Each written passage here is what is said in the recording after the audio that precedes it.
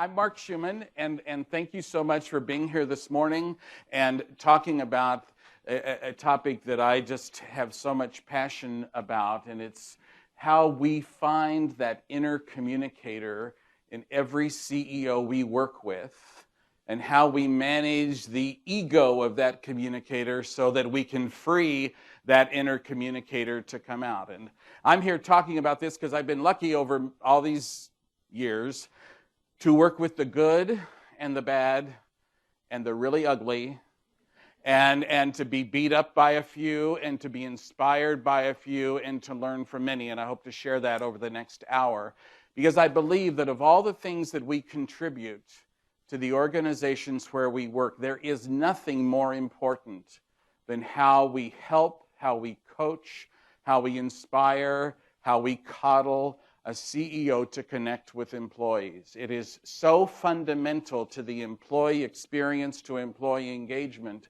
and it is at the core of the value that we bring. And it is a little bit of a science because there are proven ways to do it, but it's a whole lot of art, and it's a whole lot of instinct, and it takes a great deal of patience, and it takes a sense of humor, and all those things that we'll talk about for the next few minutes. But before we get started, I just have to rant for a minute, because I absolutely hate this television show.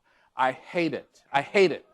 And I just think that it undermines the value that we bring in trying to help CEOs authentically connect with employees, because it sends this message that, first of all, the CEO is disconnected, and the only way that the CEO can connect is if he or she wears a silly disguise and pretends not to know what to do and has a television crew following him or her around.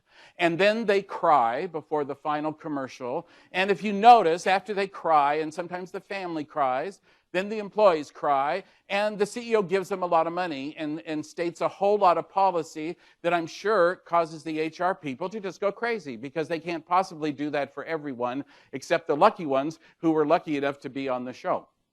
It just makes me crazy, and it makes me fear that the next reality show we're going to have the real CEOs of all these places, and we're going to all of a sudden, and it's just too much. And when we think about our work, actually, this could be the theme that we should be trying to accomplish, in that we can, if we reach inside these people, create and package and provide platforms for real people to hear from real CEOs. Because behind every great leader is a great communicator. The greatest lessons that we can learn in how to package a leader come from politics. We're about to enter the absolutely wonderful Super Bowl season of a presidential election, and all we have to do is to watch these candidates and watch the incumbent and what's working and what's not working, and it's like a daily lesson in what is needed for a leader to authentically connect. And it's a very simple kind of mathematical equation, that if we understand how a leader thinks, if we understand how a leader communicates, if we understand a leader's ego, if we understand his or her fears, his or her comfort zones, and we know how to nurture that, if we believe in how the CEO actually can connect with people, and we know the settings, we know the conversations, we know the media that are going to make that work, if we then take that insight and not package in an artificial way, but it's up to us to truly bring out what we know employees are hungry for. The most important piece of insight we need is, what are people hungry for? When people come to work every day, what are they hungry for from the leader at the top, but also the behavior that the leader at the top will inspire in the people who report to him or her? What are people hungry for?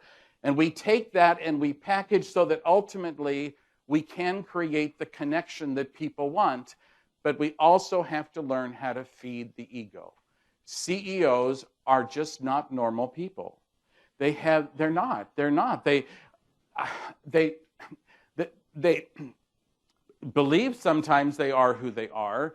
They don't always necessarily listen with reason. And I think the key is, and several have told me over the years, it's because they are so hungry for people to tell them something they don't know, or for people to tell them something that might challenge them. These are people who are surrounded by would-be climbers who only think they're going to tell them what in fact they want to hear. We did a study with a company once with all the type A's, the hypos. And we said, what is the most important thing to do to climb? And we thought we would hear, to be good at my job, to do, to be well respected, to make contributions. No, it was, how I kiss up to certain people in certain positions. And how do you do that? I tell them what they want to hear. And so there is a hunger among people in leadership jobs to have someone in their lives who will tell them what they don't know and what they may not want to hear. We're in the best position to do that, the better that we understand what people are hungry for. So with every CEO I work with, I always make certain that I'm armed with anecdotes and I'm armed with facts and I'm armed with current information about what is happening today. And conversations are filled with, did you know, or have you heard, or has anyone told you, or have you wondered? And that can create a relationship that is based on a mutual trust. And that enables us to connect with employees.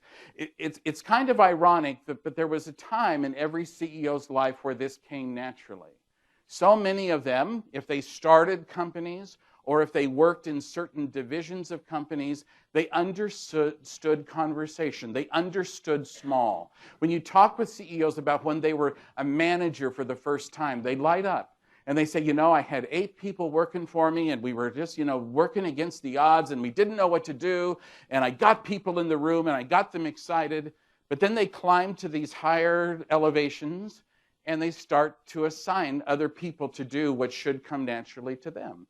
And communication becomes something that they delegate. And what's important for us is to say, how can I get inside this person to make communicating something that comes naturally, that they have a hunger for, so that they don't simply assign us to make them human, because they are the humans themselves. And it's more challenging with social media, which we'll talk about in just a second. Now, I've been really lucky to work with a lot of CEOs, and there's a handful that have taught valuable lessons that have carried me through all these years. The first one you've probably never heard of, his name was Al Feldman, and he was the CEO of the original Frontier Airlines back in the 70s, and later the CEO of the original Continental Airlines. And from Al Feldman, who I worked very closely with as a young kid, he had never had a son, and I think he kind of saw me as this would-be child who didn't talk back. But it was great fun, and I learned a lot from him. But I learned from Al Feldman that this is as important. He had a hunger to be human. He had a hunger to relate to people so that he could learn directly from people what he should be doing and what the company should be doing. And so Al Feldman did this fabulous thing. He scheduled 1 hour a week that he gave to me. We called it scheduled spontaneity. And during this 1 hour a week, Al Feldman would simply roam the halls. But rather than simply having him roam the halls and possibly roam the same halls all the time, what I did is I had this huge map of our complex, and I would just use pinpoints to say, well, we went down that hallway in March. It's now October. We might want to go down this one here, this one here. But it wasn't announced. He always looked like he was on his way to something. And so he was kind of a formal guy, but I taught him how to roll up his shirt sleeves, which he had never done. Limited lifetime he had. And then I said, you need to drink a soda. You need to carry a soda. He says, well, I always drink my soda in a glass. And I said, no.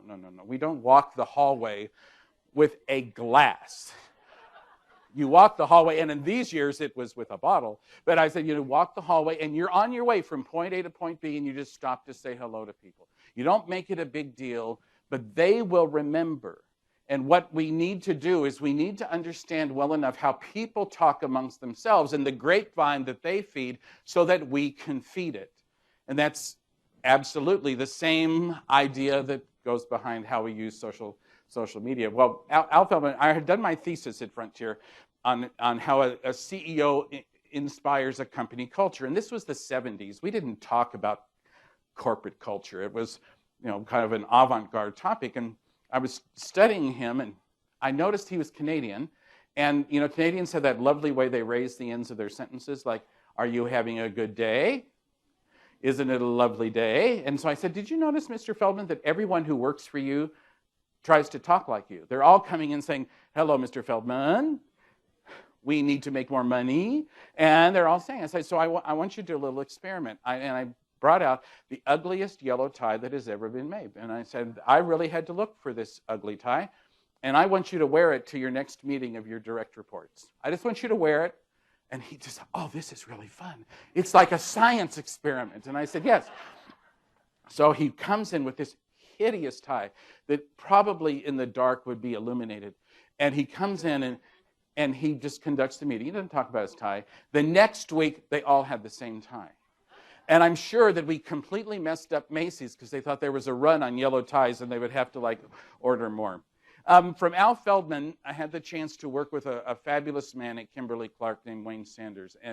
And from him, I learned that as a communicator, the most important thing we can do is to help a CEO articulate how he cares. Care is not a language that CEOs talk in. Most of them come from either finance backgrounds or something that is a little more disciplined. And so, caring and feeling are not things that they're necessarily comfortable in talking. But we have to help give them a language. And so Kimberly-Clark, unfortunately, had an accident, and an employee was killed. And Wayne Sanders just took it very deeply, and he had a very strong sense of obligation. And he needed a way, and as a communicator, we have to sense when they need to communicate. It's one of the parts of the instinct. And he had a need to articulate what he felt. And this is where we have to kind of put our logic and our instinct together. And so I suggested that we go to the spot where the accident happened. And it's in the years before we recorded everything, but it was this fabulous video broadcast where he is standing at the spot where this accident occurred, and he simply articulates everyone's grief about how we feel if an accident happens. And it put the whole message of safety and operational excellence into such a human dimension, and it was just a key lesson. Lee Raymond is the smartest CEO that any business has ever had. He orchestrated, Exxon's move to the top. He orchestrated the ExxonMobil merger when I got to work with him. But he always remembered, even in a capital-intensive business, that people come first. And there's one of my favorite story of him is, it's the first day of ExxonMobil, the biggest merger in the history of the world, and he goes to the New York Stock Exchange and he rings the bell, as they often do, and then he says to the financial community, I'd love to talk to you, but I got to go talk to our people. And then he did a multi-city tour because he wanted the first day to be a celebration of the people, and he put the financial community, I'll talk to you tomorrow. And how many times has that happened? You heard yesterday about Southwest. Southwest is the most wonderful company there is, and I was lucky enough to work with them for 15, 20 years. And Herb Kelleher teaches us so much about how to use personality in CEO communications, but perhaps what is most important is he teaches us restraint. He was the first person, if you went to him, and in the early years of Southwest, before we had so many ways to communicate, it was always like, oh, we have to talk about that. We'll go talk to Herb, and he'll talk about it. Or we'll talk to Herb, and he'll talk about it. And he would just push back and say, they've heard enough of me this month. They don't need to hear from me. They don't need to hear from me for everything. This is a company of many people. And he said no as often as he said yes. And he was very sensitive in many ways that the company would become so identified with him that after his tenure ended, it would not be seen as being something that could continue. He had such respect for the role he played, but the limitations of that role. And then finally, my favorite CEO experience, Ken Lay of Enron. And I was very lucky. I was his personal videographer for about 5 years in the early years of Enron. And I think that regardless of how the story ended, Ken Lay was a CEO with a fabulous communication instinct. The problem was he started to believe his own press. One of the values of Enron, and it was key to the early days of Enron, is facts are friendly. Well, unfortunately, as the years continued, the facts became so friendly that they just made up new ones and left the employees behind. And that was a really hard lesson to observe after having worked with him. But the lesson that it always brings back to me is we have to question. We have to ask the questions nobody else will ask. And my favorite Enron moment, which doesn't involve Mr. Lay, was with the other one. And we were making a film, and the other one was explaining to me this whole thing about this trading vapor and how all this trading air would work. And I looked at him and I said, I just don't understand. Can you please explain this to me again? And the camera's rolling, and he says, are you just stupid? And I thought, this is the best day of my entire life, because how wonderful to ask a question that someone not only doesn't want to answer, but in their response dares to kind of get a little snarky. And it was at that moment I realized that as communicators, we are only as effective as the questions we ask that everyone else has on their minds. So from these lessons, I have to say that I learned a lot about what works, but I also learned a lot about the danger signals of when the CEO's ego might be getting a little bit in the way. And as we look at the CEOs we work with or may work with, pay close attention and be very afraid if you hear them utter any of these phrases. The famous one, I want my life back. No one cares about a CEO's life. I care about, that the job gets done. I care about the contributions a CEO makes to the company. I certainly don't wish harm, but I'm not really concerned about his life, because you know what? I'm worried about my life. And the minute a CEO starts talking about inconvenience or other negative parts of life that, inhibit them to communicate or inhibit them to connect with people, it just raises a danger flag to me that this is something that we're going to have to work through, because it's going to come across, and that arrogance is going to come across. The next one is, look at my new car. The successor to Mr. Feldman at Frontier was a man named Mr. Ryland, and Mr. Ryland was not Mr. Feldman. And we were laying off people. Frontier was trying to go out of business very slowly. We didn't believe in doing it quickly. We wanted to do it the protracted way. And so we just kept laying people off every week. But it was also time for the executives to get their new cars. And this was the early 80s, when new cars were really big and ugly and garish, and big and ugly and garish, and the parking places for the executives were right in front of the building. And so what a great visual. All these people who thought, tomorrow I'm going to lose my job, got to walk by and see all the new cars. It was great. And so I went into Mr. Ryland and I said, I think we have a problem. We have two choices. You can keep the car and move to the back row, or you can keep the parking place and buy a Yugo.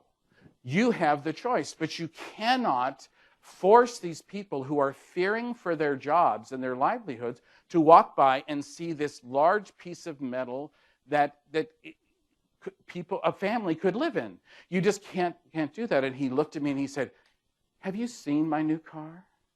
It is wonderful. And then he starts to go over that, and he said, no, danger signal.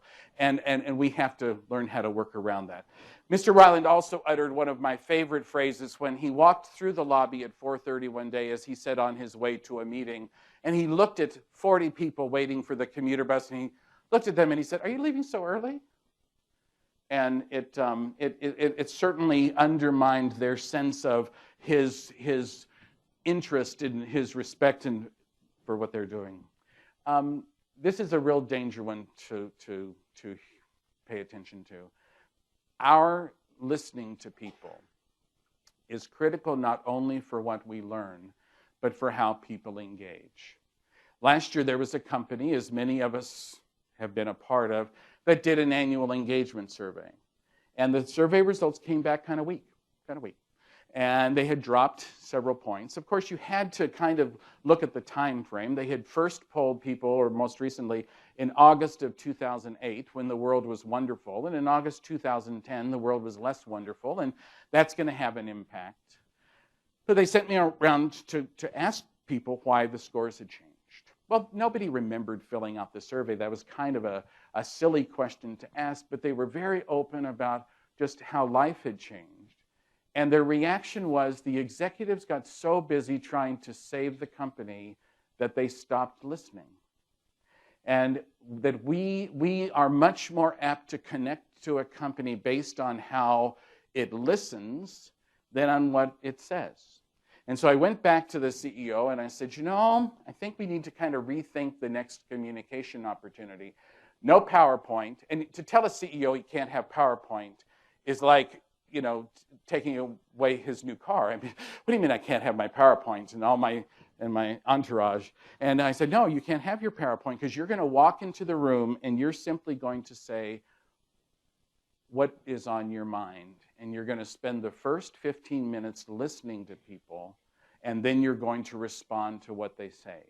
Because people are hungry to hear the real you, and the PowerPoint you is not the real you.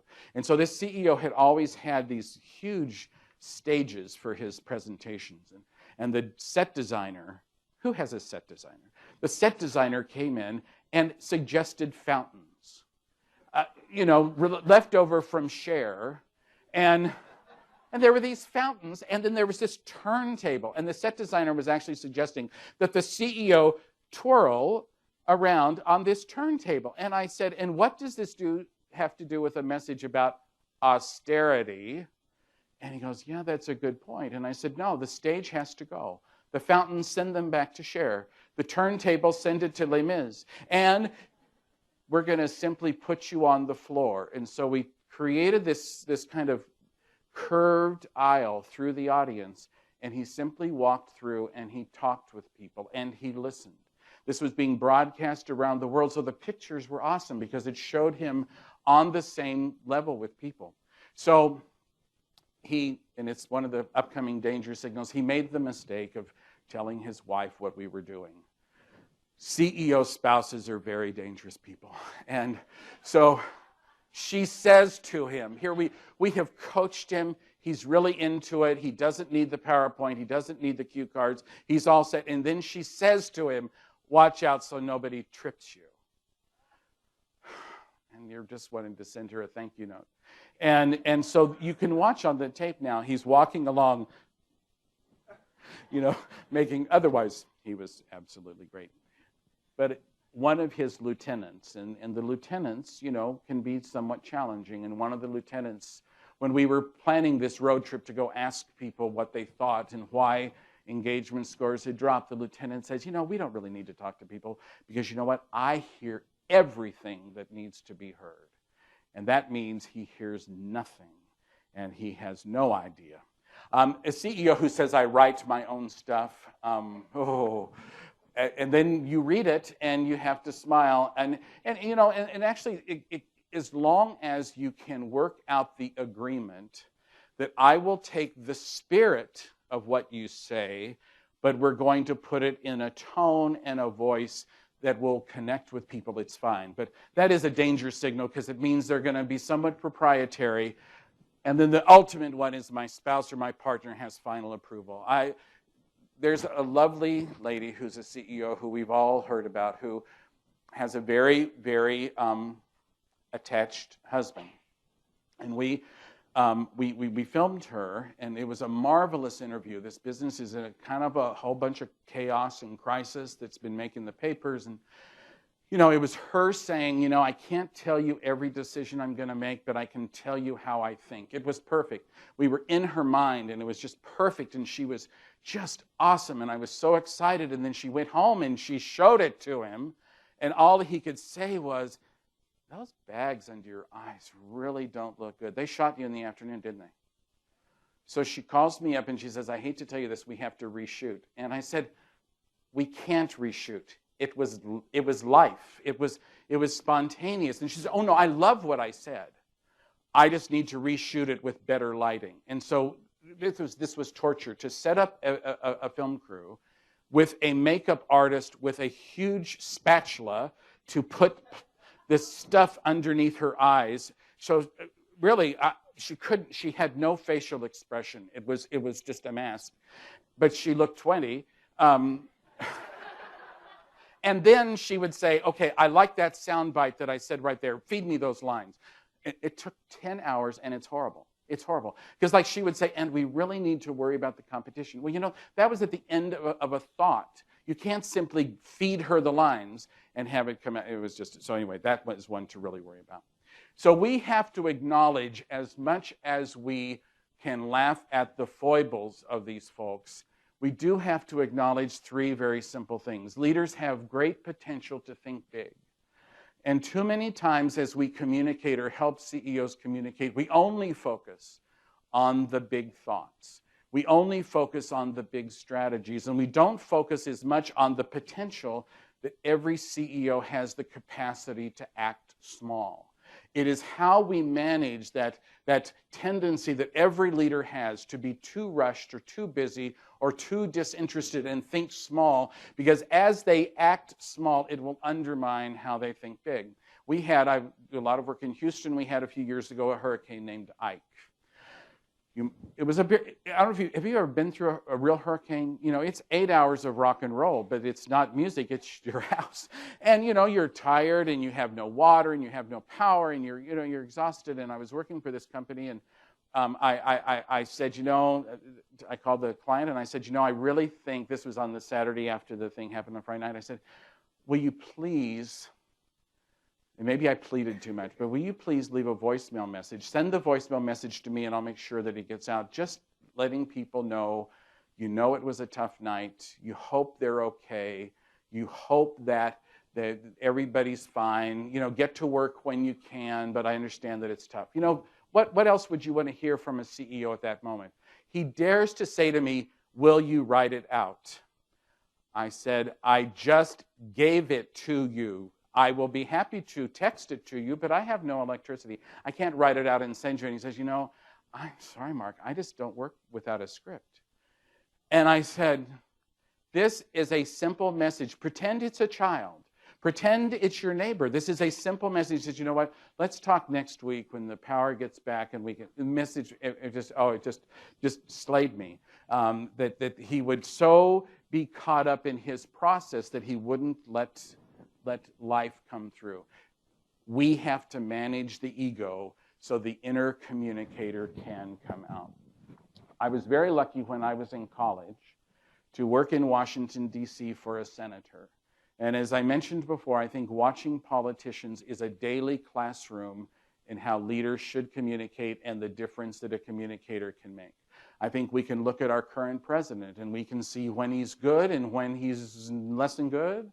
And we can say, boy, if I had the chance to have an hour with that guy, what I would encourage him to do, the most important speech of his life, and he uses that teleprompter. I would take that teleprompter away from him, because you know what? I don't want to see a president who has one movement. You know, I want him to look me in the eye and talk with me. So this Senator, Dominic of Colorado, a marvelous man, had such communication sense. And I would go in, and I was, this kid who just, oh, Senator, tell me everything I can learn. Tell me everything I can learn. And these are the rules that he gave me, plus another one that I've added. The first one is, he said, just remember you are always being watched. He said, as a leader, I know that if I go to the gas station and fill my car with gas, which he never did, but they like to talk like they do those things. Or if I go to the grocery store, which he never did, but they like to say those things. I just know I'm being watched. And he says, what that means is I can't yell at a gas station attendant if he makes a mess. I can't get upset at a store. I can't send my food back. There are simply things you have to give up. And we hadn't even heard of YouTube before. Just imagine the disaster you would have on your hands if somebody with a pocket phone caught your CEO yelling at someone at a store. it would be a disaster. It would be a disaster simply because it would show a side that people do not hunger to see. The next thing he said is, you're not alone. He said, anyone who pretends in a leadership position that they have a life, that they have privacy, needs to rethink the job description. You simply don't. And I have to say, so many times when I've talked with new CEOs when they've just come in, this is a huge adjustment. As much as they wanted the job, they didn't realize how few people would tell them the truth and how alone they would never be. You only have a moment. Senator Dominic was an artist in knowing that I have 30 seconds with this person to engage, and I have to make the most of it. And one of the things we would do as we coached him, and the senior person who coached him was just brilliant, is we would make certain that he got everything out of his mind before he went to do a gathering. There was a very decided prep time. One of the things we have the hardest times with CEOs is, if there's an employee meeting at 10, they book a meeting at 9, and you just can't. You have to let them kind of cleanse their brains of all that angers them and all that has frustrated them, because that will come across. And people listen and watch for the comfort that a CEO has in his or her own skin long before they ever listen to the words. You can disappoint. As communicators, the most important thing for us to know about any audience we try to reach is what will disappoint them. If we understand what will disappoint people, we're home. If we understand that which I hunger for and how I feel if I don't get it, I'll be home. And the one that I added is, social media doesn't necessarily make you social. Social media is marvelous. Social media enables us to do so much, but it doesn't make a leader something he or she is not. It only magnifies who he or she is. I have this client, a lovely man, he's French, very French. And he calls me one day and he says, I want to blog. And at first I was having like a Peter Sellers Inspector Clouseau moment. And I said, you want to what? And he says, I want to blog. And I said, oh, blog. And he said, yes, blog. And I said, oh, okay. And I said, and why? And then I thought, do I feed him back his pronunciation? And why do you want to blog? And he says, because everyone is doing it. And I said, well, that is a great reason. He said, I went to a conference of CEOs and they all have blogs. And I want to have a blog. Can you make me one? And I said, well, it would be better if we kind of viewed that as step 3. And step 1 could be you could talk to people. Because a blog is nothing more than a conversation on a keyboard. It's not a news release. It's not an email. It's not a book. It's not the Constitution. It is simply a chat that happens to be very easy to share with people. It is nothing more. It's like writing your children. I didn't write my children. I'm fine. That's fine. So I said, you don't get to think about social media until we actually work on you to be social. But then I said, but if we want to work on that, we can. And that was one of the things we have to learn is when we work with CEOs, there are certain things we have to be able to say with a straight face. We simply cannot reveal sometimes how they make us feel and how silly they sound. We need to be able to say with a straight face, no matter how silly the idea is, I could work with that. Now, the key to saying things you don't believe in a way that makes them think you believe them is to lower your voice. If you lower your voice and you say, I could work with that, they think you mean it. And there is every idea, even silly, especially if it comes from the spouse, you say, I could work with that. And they go for it, okay? That's a very important thing. Of course I will jog with you. Mr. Ryland loved to jog. And he didn't believe that jogging was only a mild weather sport. And so we were at an employee meeting in Des Moines in January where it snows. And one of my jobs for Mr. Ryan was to map out his jogging course. And I had to give it to him on a little index card. So the next morning he could carry his index card and follow along where to jog. And he calls at 5 o'clock in the morning. Mark, it snowed. Oh, I didn't know that. I said, that's nice. It's 5 o'clock. And he says, well, I can't jog. And I said, well, what do you mean? You have your shoes. You have your, the snow covered my route. I won't know where to go. I need you to jog with me and tell me where to go. And I said, and how do you think I will know where you're going more than you will know where you're going if there's the blizzard? So you always say, of course, lower your voice. Of course, I will jog with you. Let me get my shoes. And we did. There are certain times every CEO has a friend or the son of a friend who wants to do what you do, or someone who likes people and wants to go into communication. And they always want some help. And so you just say, I'd love to talk to them about the communications career. One of the things is to invest in power bars and other kinds of sneaky snacks. Because one of the things that if you look at the spontaneous time that many CEOs hang around, it's always going to be before, during, or after lunch. That's their favorite time because it's usually the least scheduled. So just don't eat, and you'll find. No matter what they might say, I think I get that. And you can say that in kind of a vague tone. I think I get that. That's when you can raise the voice a little bit and add a sense of breathlessness to it, and then you'll. And then when they start to give you what they write, you just say, and you're not lying, I believe you always wanted to write. I didn't say you could. I believe you always wanted to write. And one of my favorite expressions is, I think we're earning that communications merit badge. And they just love that. And there are times, in order for them to give us what we need, we have to give them what they want to. So there are, as we look at how we work with CEOs, there are 6 things that we have to keep in mind. This is absolutely fundamental to this work. We have to re-listen, and we have to teach a CEO how to re-listen.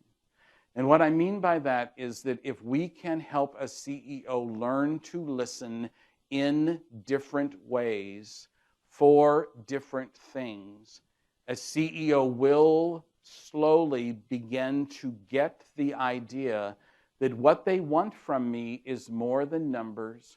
What they want from me is more than updates on strategy. What they want from me is a reconfirmation in everything that I say that we exist for a purpose, that we have a purpose, that your job has a purpose, that you have a purpose, and that I know you're there.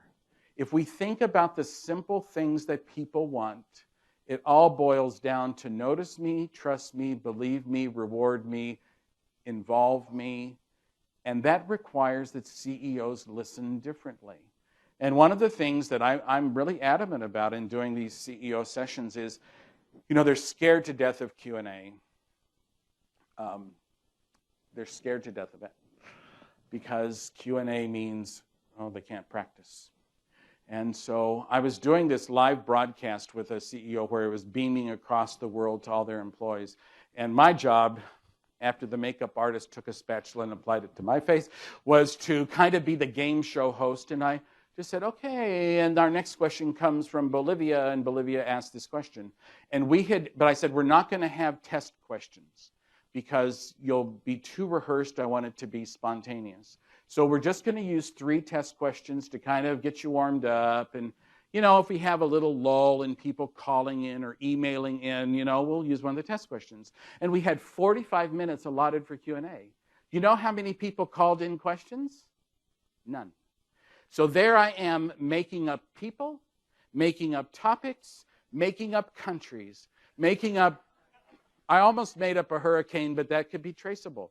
And he would say, and Mark, what's the next question? I think we have one from Topeka. And I'm going, we don't have any people in Topeka, but someone's on vacation, I'm sure. And I just had to make these up. And so it gave a new higher level of spontaneity. Not only did he not know what the questions were going to be, but I didn't either. But it forced him to listen. And when we can help them strengthen how they listen, we have a much better chance of helping them actually think about what they're going to say. We need to help them re-examine what it takes to actually engage people.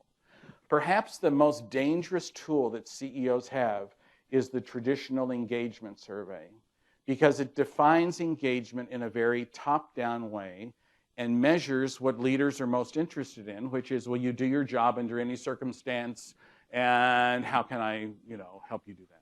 It doesn't measure, very few measure the emotional component of what it takes for me to be engaged. What we can do as we're teaching, as we have these teachable moments with leaders, is help them really understand what engagement is and what it's not.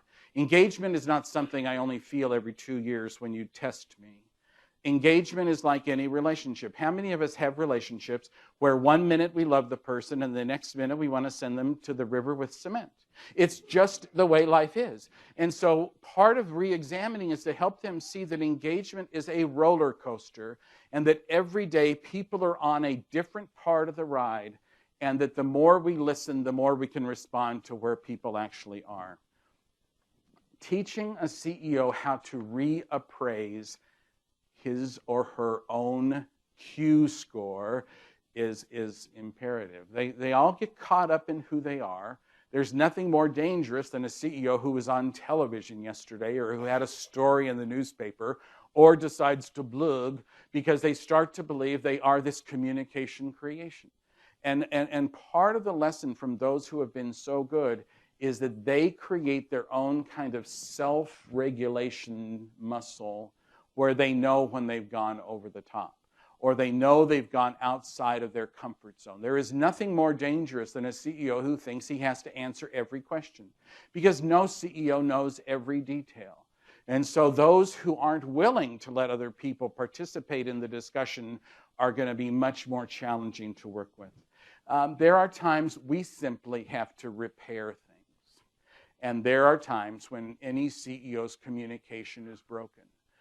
When a CEO has said something a little bit ugly or a little bit out of school, or has yelled at someone in the hall, and of course everybody talks about it, or has perhaps been fuzzy, we do have to find ways to repair. For me, I think the most important strategy to repair is to have the proactive strategy already set of what the CEO is going to talk about and when. For every CEO I work with, there is a curriculum, and I know that at any given point we're going to be talking about these certain things to these certain people. I make certain that those strategies are multi-layer. Certainly media is part of it, but I make certain that we know in every organization the 150 to 200 most essential people, and they get human contact every month. And I simply say, this is your job. You cannot job this one out. You cannot staff this one out. This is your job. And they must hear from you. And the messages vary. So the best defense is the best offense, but sometimes something goes wrong, and that means they have to spend more time.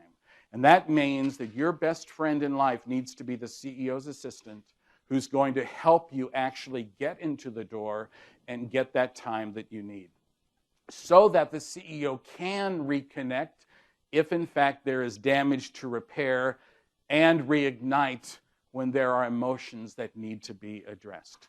So if we think about our role as the communication coach, and then we'll quickly look at social media and then open it to questions, here are 5 things that we each need to think about. How we help a CEO clarify and develop the communication competencies. That begins with your listening to your employees of what am I hungry for, and what do I need to hear, and how do I need to hear it, and how the CEO can set a communication tone for the entire organization. That we coach, we advise, we nurture to capture and package the soul. There is this marvelous CEO I worked with who, if you talked with him in his office, was the most boring man on earth. I was sincerely afraid that I would fall asleep because he was just so boring. And he was kind of a little person, and he sat behind this huge desk, and you kept thinking the desk was going to swallow him. And it just didn't inspire confidence. He he just didn't grab you, and we had to do a film, where he grabbed me. And so I finally said, where do you go to get inspired? Where do you go? And he has a ranch, and he loves to thresh or I don't know, fence or whatever you do at a ranch. I said, animals? And he said, I go to my ranch, and that's when I think through and solve all the problems. And we followed him to the ranch. And he was just magic. He was magic because he was in a comfortable place. And his comfort just screamed through, and he was fabulous. And he liked how he looked. Then he wanted to go to the ranch for every announcement. And I said, no, the Kelleher rule of restraint. We have to create the conversations. And that's where social media comes in. Because social media gives us the chance for more conversations, but it's not for amateurs. And then the ultimate lesson of we have to protect leaders from themselves. And there is no more important place to protect leaders from themselves today than from those people who want to blog simply because they think it's the right thing to do. There are many times I think we were better communicators when we had much fewer tools, when we had to be in front of people and there had to be human contact. The thing that we have to remember is that a blog or a tweet or to friend is not the magic sauce that is going to cure everything, and that it's only going to reveal the communicator that we have already created. And so as we close, I want you to ask yourself these 10 questions if anybody says, I want to blog. First one is, and who are we trying to reach? Because if the people who use the medium are not the people we're trying to reach, then what's the point? Simply throwing it out there so someone might possibly get something is a little bit like watering my lawn with water balloons. The water might actually nurture. And so we have to understand who we're actually trying to reach, what they hunger for, and the most critical question, what we need them to understand, what we need them to believe, and what we need them to do. And if the blog or the tweets or whatever is not going to help advance that, then there is no point. If the CEO doesn't already communicate, then there is no point, because this is not a medium that should be the introduction to my brain and my life. Number 4, who do they trust? I'm only going to read a blog from a source that I trust. Just look at your own behavior. You see these things and you go, he's crazy. I'm not going to read him. I will read this person any day of the week, but I have so little time to absorb. I'm only going to read from those I trust. And it has to sound like the person. And so this is a rule that I have. If you want to blog, you do the typing. This is not called dictation. That is something very different. But if you want to blog, you have to sit there and do this. This can't be the current day version of having someone print out your emails, which they still do. You have to have this one-to-one relationship with your readers through your keyboard. They have to feel that, and that becomes essential. What do people hope for? What disappoints them? Fundamental communication questions. What angers them? What do they hold in their hands? Next time someone says we need a media strategy, ask the question, what do our employees hold in their hands? And if they're holding these in their hands and we aren't somehow getting to these in their hands, then we're not going to reach. I have a number of CEOs now who we skipped blogs and they're texting, and they love it. They love to text. I love the text because it is personal. We all respond to text. It's the only way I can communicate with my children. It's the only way they will respond. And it becomes something that I know the person is actually doing. It is more difficult to job out my phone than it is perhaps other things. The most important question, can I be me? The minute a CEO who wants to blog or tweet or text wants copy written by the morning, this isn't going to work. This has to come from them. It has to come from their heart. And they say, well, how do I get ready? It's very simple. You walk through the company, you walk through the world, you walk through business, and you let us see what it is that you see and what it means to us. It doesn't have to be scripted. It can simply be, on the way to work today, I thought about this. and what that means to us. And the best blogs are the ones where they take something out here and they interpret it and then they bring it home. And those are the ones that in the work that I've done certainly are the most meaningful.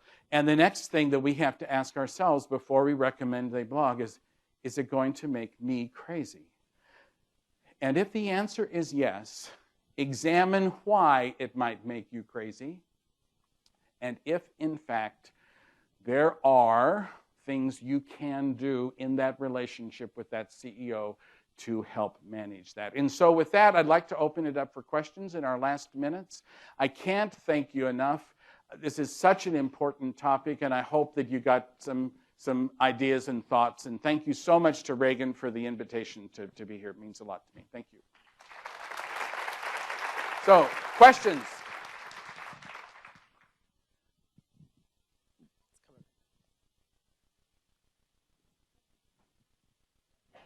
Hi. We have a pretty new CEO. He worked his way up through the company, so people know him from his previous roles, and he's been in the CEO role for a year. And we've done really well with kind of building the image that he wants to build in terms of doing some videos and other things. But what really is lacking is like his hallway kind of, you know, when he walks down the hallway, he kind of ignores employees or because his mind is on other things and stuff. But I want to have a conversation with him around that and try to help, you know, coach that because it doesn't match with the rest of the things we're doing. Mm-hmm. And just any tips or anything, I didn't really find anything in what you said that maybe would be a good coaching tip for that, but maybe you can suggest something. I think actually this is where the having some anecdotes or facts in your pocket and bringing them up to him. And if it's the relationship where you can say, if you're going through your list of things that you're working through and just simply say, you know, I heard something and I've heard it from a number of people and it concerns me and I think it's something we need to work on. And that is that when people see you in the hall, they want to see the same person they're seeing and all the other things that we're doing. I think it's always, you know, they don't always take criticism well. But I think that in that helpful kind of constructive way to say, you know, we're doing all these good things, and so we just need to carry that over into the casual hallway time. And so I'm wondering if there's something about how you're scheduled or if there's something we can do to help give you more time to be in the hallway. You want the message they receive to be very much of I know that if we organize you better, you will do what you know is the right thing. That's a much clearer way to get them to change than to, bad boy, don't yell at people, yeah, or ignore people. Because, you know, you just know that you have these employees who are just salivating because, you know, he's, you know, coming down the hallway and they're just salivating and they want like to touch the robe and he's on his way and he's got some, yeah. And it probably has as much to do with something as simple as how he's scheduled. And that's where I can't say enough, the best friend is the assistant. And making certain that the assistant, you know, so much of this work is educating people about the impact of subtleties. And what you're describing is a subtlety. Walking to the hallway is a subtlety. I've had several conversations with CEOs about bathroom behavior. I mean, you know, that's an you know, and just that there are certain ways to handle that and certain ways not to. And, you know, that's like, we have to, it's subtleties. And people hang on to that. And there's adhesive tape, and people just save every moment. Can you share examples in your career of how you've been able to redirect the CEO that you know, he's shared with you or she shared with you that I think this is my strength and I'd like to get out there and do this. And in your gut, you know, that's not right. Well, first of all, I say, you know, I lower the voice and I say, that is a strength.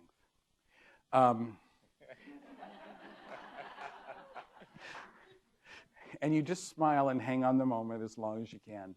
And then you say, but you know, conditions have changed a little bit. And because conditions out there are changing, we might want to shift to try some new things. And I just kind of say, you know, we've been doing this for a while, and I know you're really into it, but you know, just hearing that people are kind of wanting something different. So how about if we try this? Or how about if we try this? I think where the art in this comes in is these aren't necessarily people who always want to be directed. Some are much more willing to be directed than others. But some have to kind of be subtly shifted to where they think it's their idea. And so I think it's very easy to say, let's try this, rather than, when we had to get rid of the fountains, I didn't say, go work for Lady Gaga and leave us alone. I just, I said, that's kind of like the old, we've done that for a while. The fountains have kept getting bigger, next year a mountain. Why don't we try something a little bit different, a little bit more personal, and then we'll just see afterwards if we like the result. And so I kind of make it kind of a little bit casual. So, does that help? Does that help? Okay. Yep. Wait for the mic, please. Oh. How would you recommend communicating with CEOs who have trust issues? Well, I would first of all get to the heart of what those issues are. And if these are trust issues where employees don't trust the leader, I would get to the heart of what those are. And that's where it's not a casual conversation. That's where it's a serious conversation. And that's where, but be armed with the facts. And this is where if surveys aren't something that you can easily do, then have a series of informal discussions with well-selected employees representing all demographic groups that you spontaneously hold with food. So that you can, every CEO will respond to, I see a problem. Problem is a word they understand. Don't use crisis, that's something blowing up. But problem is something they understand. And if every CEO has an agenda, and if you put it in the context of we have this agenda that we're doing all these things for, but I have diagnosed and I have backed up and I have the facts of what is getting in the way of your agenda. Remember, they have one phrase they say to themselves every day. It's all about me. It's all about me. So these are things getting in the way of your agenda. I've identified, I've really diagnosed, I've gotten to the heart of the problem, and here is how we can address them. They don't react well to problems that don't come with suggested solutions. They may not agree with you. They may need to check with their wife. But it is, I think, critical that they need to count on you. I've always felt with the ones I've worked with, and I think they like it. They always know that nobody's going to give them more truth. And that's an important role to have. Mark, this is going to be our last question. Okay. Having a communications person is relatively new to my company. How do you handle a CEO or a leader who has gone 15, 20 years doing their own thing and saying their own thing? Well, I think this is where, and this is part of, and we're at a lucky point because so much is changing. And this is where helping them understand the changes in the workforce, helping them understand that this new generation of workers entering carries a whole different set of expectations, both in terms of the content they're hungry for, as in their expectations for how they're going to be fed. And helping him see that your job, your support for him is to take what he has done so well for those years and simply kind of rethink it a little bit for a new time and a new audience. That everything you do as a business, you're rethinking at regular intervals, and you just have to rethink it. It doesn't mean it has to change, but it just needs to be reimagined just a little bit. Again, I think, as we said in the earlier question, the more facts you have that can support that, the better. And so it would be really interesting to gather a group of younger workers to find out from the talent person in HR where the real hot spots are for talent that you need, and go talk to some of those folks and take some samples of what this CEO has been saying over the 15 years and find out how it's resonating. And if they are hearing what he's intending to say. And then in the discussion, it's part of your job is you want to help him or her make certain we're doing everything we can to get it across. And, they're reasonable people. They just don't want it to take a lot of time. And I think where we get in trouble is when we get theoretical and we think we're teaching a class instead of having a conversation. And we have to be able to boil down our brilliance into like 3 minutes, because that's all we're going to get. And I think they don't stop listening because they're not interested. They stop listening because we take too long to say what we're going to say. So, and then be prepared to have the meeting as he walks somewhere. So I just can't thank you enough, and I hope the rest of your day is good. And thank you so much for sharing this hour with me. I really enjoyed it. Thank you very much.